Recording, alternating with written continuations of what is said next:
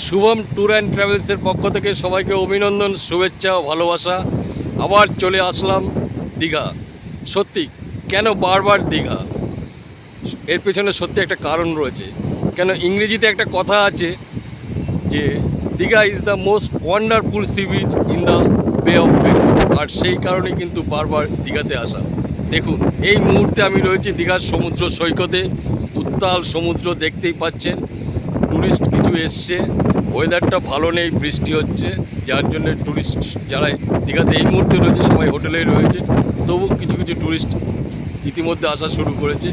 চলুন দীঘার সি বিচটা একটু আমরা ঘুরে দেখি। দেখুন উত্তাল সমুদ্র দেখতেই পাচ্ছেন, সমুদ্রের ঢেউ, উত্তাল সমুদ্র, দূরের ঝাউবন দেখা যাচ্ছে। তাহলে সময় করে একদিন দীঘাতে চলে আসুন। কবে আসছেন সেটা জানাবেন। তাহলে কবে আসছেন দীঘাতে সেটা কিন্তু অবশ্যই বলবেন। তাহলে ভালো থাকবেন, আবার দেখা হয়ে যাবে কোনো একদিন, কোনো এক সময়।